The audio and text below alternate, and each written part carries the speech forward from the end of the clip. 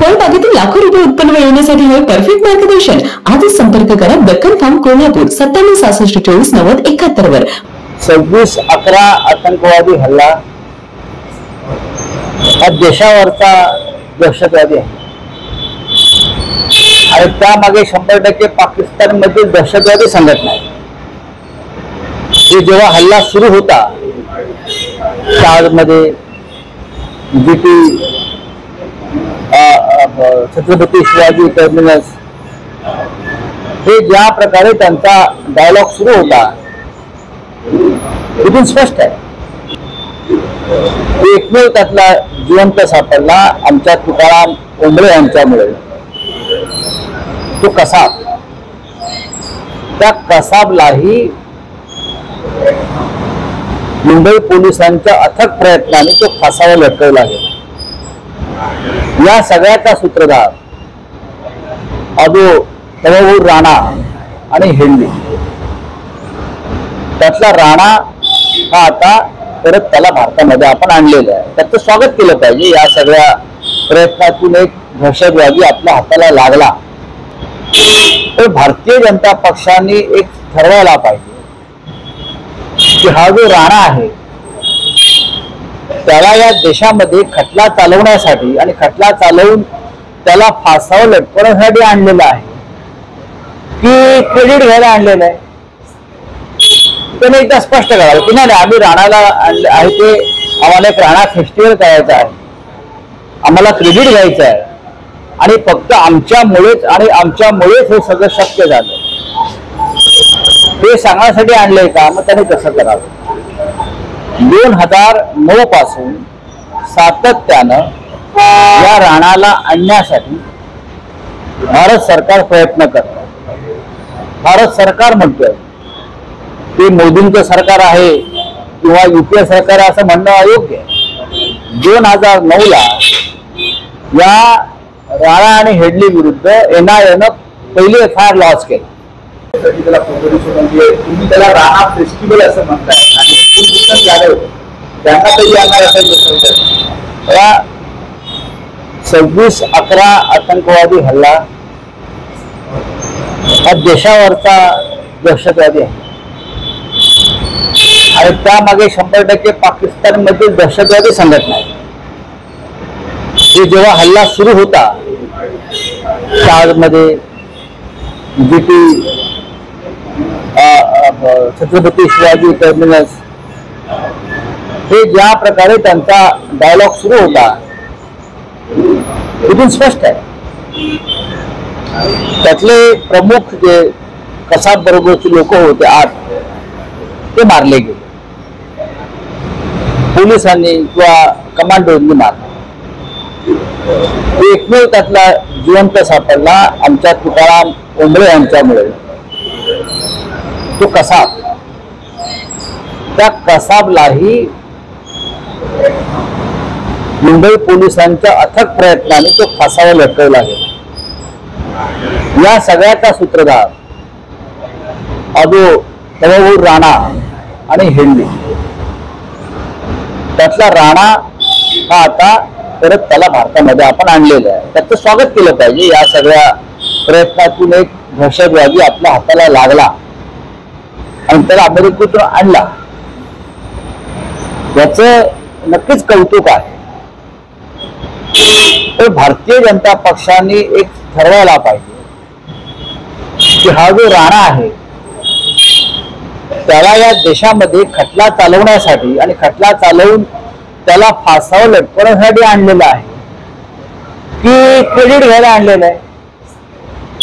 त्याने एकदा स्पष्ट करावं की नाही आम्ही राणाला आहे ते आम्हाला एक राणा फेस्टिवल करायचा आहे, आम्हाला क्रेडिट घ्यायचं आहे आणि फक्त आमच्यामुळेच हे सगळं शक्य झालं हे सांगण्यासाठी आणलंय का. मग त्याने कसं करावं. 2009 पासून सातत्यानं या राणाला आणण्यासाठी भारत सरकार प्रयत्न करतं. भारत सरकार म्हणतोय ते मोदींचं सरकार आहे किंवा युपीए सरकार असं म्हणणं अयोग्य आहे. 2009ला या राणा आणि हेडली विरुद्ध NIA पहिली FIR लॉन्च केली. 2009 साली एनआयएनं पहिली FIR लॉन्च केली राणा आणि हेडली विरुद्ध. त्यानंतर NIAचे पथक हे शिकागोला जाऊन अमेरिकेत जाऊन राणाची आणि हेडलीची चौकशी करून आले. तेव्हापासून ही प्रक्रिया सुरू आहे. 2012 साली विदेश मंत्री सलमान खुर्शीद त्यावेळेचे 2012 साली विदेश मंत्री सलमान खुर्शीद आणि तेव्हाचे आपले विदेश सचिव जे होते त्यांनी अमेरिकेत जाऊन राणाच्या भारतात पाठवण्यासंदर्भात अमेरिकन सरकारशी हिलरी क्लिंटन यांच्याशी चर्चा केली. त्यांच्या ज्या सेक्रेटरी होत्या परराष्ट्र खात्याच्या प्रमुख होत्या त्यांच्याशी चर्चा केली. एक निरंतर चाललेली प्रक्रिया आहे. त्याच्यामध्ये मी भारत सरकार म्हणतो, आम्ही भारत सरकार म्हणतो, कोणताही पक्ष नाही. कोविड घ्यायला आणलंय का तुम्ही, मग तसं जाहीर करा. मग त्याचे पुतळे उभारा आणि खाली बसून फोटो काढा भाजपवाल्याला म्हणावं. या देशाच्या सुरक्षेचा प्रश्न आहे आणि तुम्ही क्रेडिट कुठलं घेताय. मग तुम्ही पुलवामाचं क्रेडिट घ्या, कुलभूषण जाधवला तुम्ही आता सोडू शकलेला नाही त्याचे क्रेडिट घ्या. एक एक्स रिटायर्ड नेव्ही ऑफिसर जो पाकिस्तानच्या तुरुंगामध्ये अनेक वर्ष खितपत पडलेला आहे, मग घुसून आतमध्ये घुसाने त्याने घेऊन या ना. राजनाथ सिंग वगैरे लोक म्हणतात ना भारतीय जनता पक्ष घुसकर लेके आएंगे, घुसकर मारेंगे. मग कुलभूषण जाधव यांना घेऊन या, नीरव मोदी यांना घेऊन या, मेहुल चोक्सी या घेऊन या. आज आपण सामना वाचला असेल त्यात म्हटलंय कोविड कसलं घेताय तुम्ही, दहशतवादाच. काही गोष्टी तुम्ही सोडून द्या. बिहारच्या आणि पश्चिम बंगालच्या निवडणुकांच्या आधी या राणाला फासावर देतील आणि संपूर्ण देशामध्ये परत तो राणा फेस्टिवल साजरा करतो. ही यांची योजना आहे. या देशामध्ये महागाई प्रचंड वाढलेली आहे. ट्रम्पच्या टेरिफमुळे हाहाकार वाढलेला आहे. अशा अनेक गोष्टी आहेत. त्याच्यामुळे अनेक गोष्टी ते मुहूर्त पाहून करतात.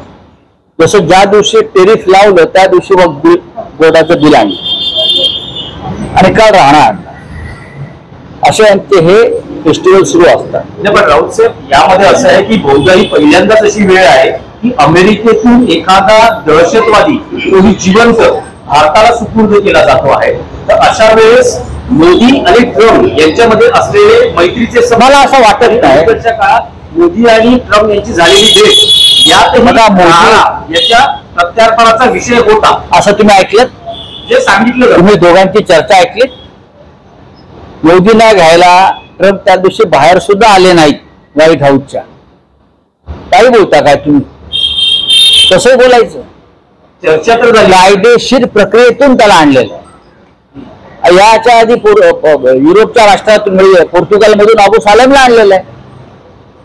अबू सालेमला 2005 मला वाटतं त्याच दरम्यान आणलेलं आहे. आणला ना, त्यासाठी सुद्धा कायदेशीर आणि न्यायिक प्रक्रिया पार पडावी लागली. नक्कीच हे आपल्या भारत सरकारचं यश. मी भारत सरकार म्हणतो. हे आपल्या यंत्रणांचं, NIAचं, आपलं परराष्ट्र खातं, त्याची डिप्लोमसी याचं हे यश आहे आणि त्याचा कोणत्या पक्षाशी संबंध नसतो.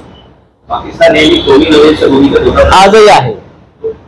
कसाबच्या काळात सुद्धा कसाब हल्ला करत असताना त्याला पाकिस्तान मधून त्याचा जो आका होता तो सूचना देत होता, तरीही पाकिस्तान म्हणत होतं तो मी नव्हे.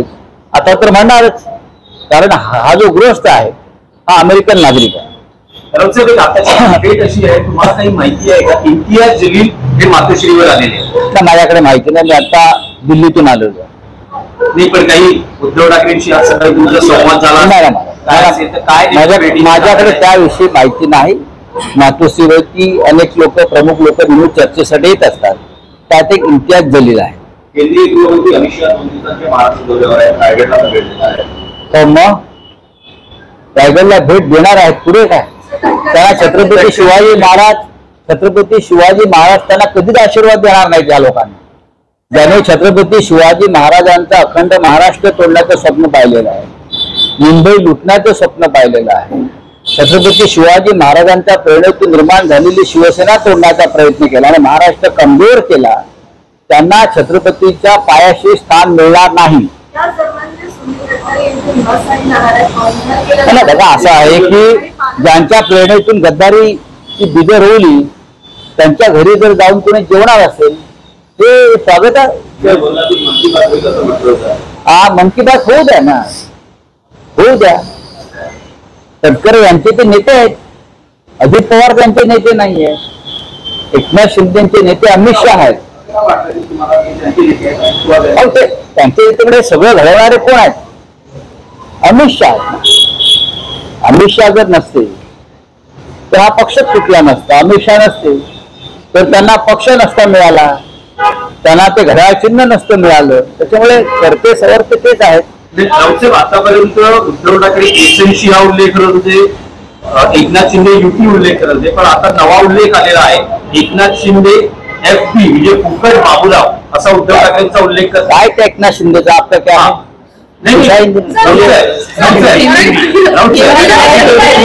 मोठ्या प्रमाणात जे आहे ते गोळीबार मुंबईमध्ये होताना बघायला, नागपूरमध्ये होत आहेत, संभाजीनगरला महिलांच्या शरीराला स्पर्श करून थेट तरुणाईने बघायला मिळते. अशा पद्धतीने बहुतेक ती पाहण्यासाठीच अमित शहा महाराष्ट्रामध्ये येत आहे. या महाराष्ट्रामध्ये कोणत्याही प्रकारची कायदा आणि सुव्यवस्था उरलेली नाही आणि आपण गृहमंत्री आहोत या महाराष्ट्राची, हे देवेंद्र फडणवीस यांना बहुतेक अजून लक्षात आलेलं नाहीये की रोज नागपूरमध्ये, रोज मुंबईमध्ये, रोज महाराष्ट्राच्या कानाकोपऱ्यामध्ये महिलांवर अत्याचार होत आहेत, गोळीबार होत आहेत, खून होत आहेत, बलात्कार होत आहेत, अपहरण होत आहेत आणि आमचे मस्त मौला देवेंद्र फडणवीस राजकारण करत फिरत आहेत. दख्खन फार्म तुम्हाला मिळवून देणार उच्च नफा आणि समृद्ध भविष्यातील शेती. फळबागेतून लाखो रुपये उत्पन्न मिळवण्यासाठी हवंय परफेक्ट मार्गदर्शन. दख्खन फार्मच्या कॉन्ट्रॅक्ट फार्मिंगच्या माध्यमातून तुमचं हे स्वप्न होईल साकार. आधुनिक शेती तंत्रज्ञान आणि तज्ञांच्या मार्गदर्शनाने आजच वळा आधुनिक शेतीकडे. आपल्या शेतीचे उत्पन्न वाढवा दख्खन फार्मच्या मदतीने. दख्खन फार्म आपल्या फळबागेला उच्च नफा मिळवून देणारा परफेक्ट मार्ग. आज संपर्क करा दख्खन फार्म कोल्हापूर 97 66 24 90 71 वर आणि बना समृद्ध आधुनिक शेतकरी. तेव्हा अधिक माहितीसाठी दख्खन फार्मच्या सर्व सोशल मीडिया प्लॅटफॉर्मला आजच जॉईन व्हा. अशाच नवनवीन अपडेट्ससाठी डिजिटल कोल्हापूर चॅनलला सबस्क्राईब करायला विसरू नका. आमच्या फेसबुक, इन्स्टालाही नक्की फॉलो करा.